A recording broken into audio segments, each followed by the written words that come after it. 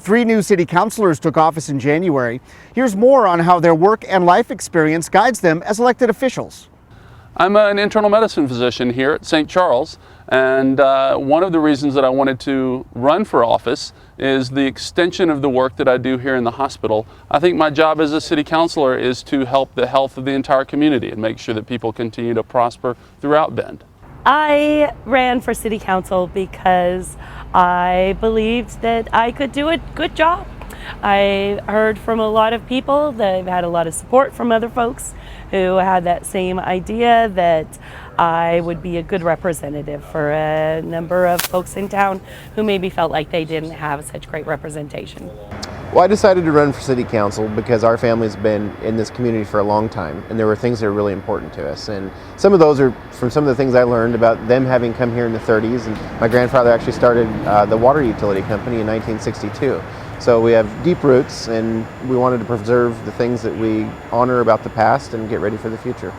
The goals that I have mainly for my time on council and to try to help Bend are to make sure that our town continues to be livable and continues to be prosperous, and to make sure that we're not losing the things that we love about Bend.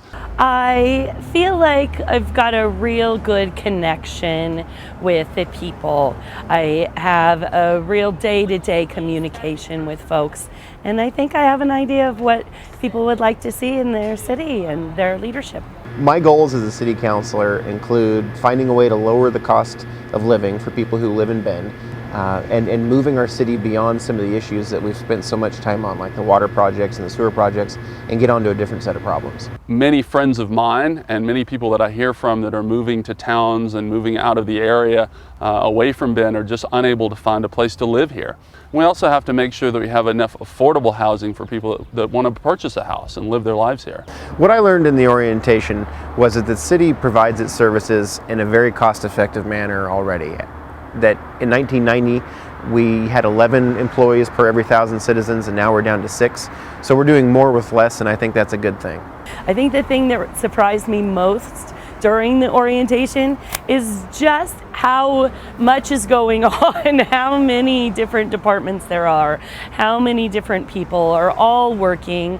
But they're there behind the scenes, late in the evening, attending neighborhood association meetings, going out to the community to make sure that that connection between what the community wants and what the city staff is doing is there.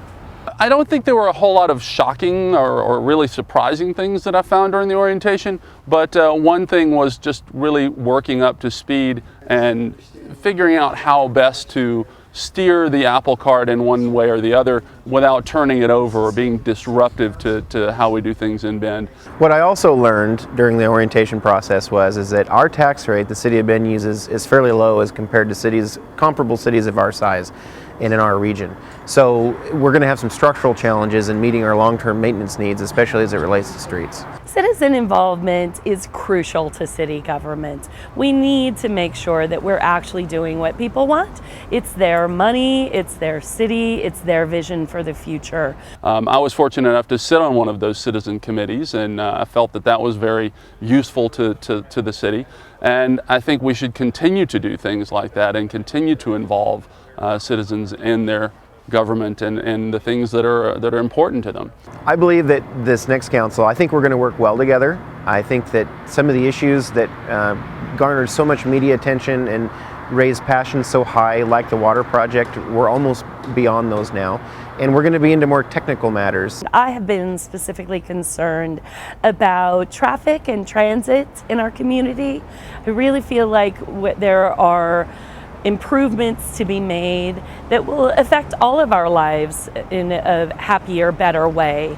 Some of the big issues that I think that are structural in nature at the city are that we have driven the cost of land sky high, and that's going to be a big issue as we move forward to this UGB process.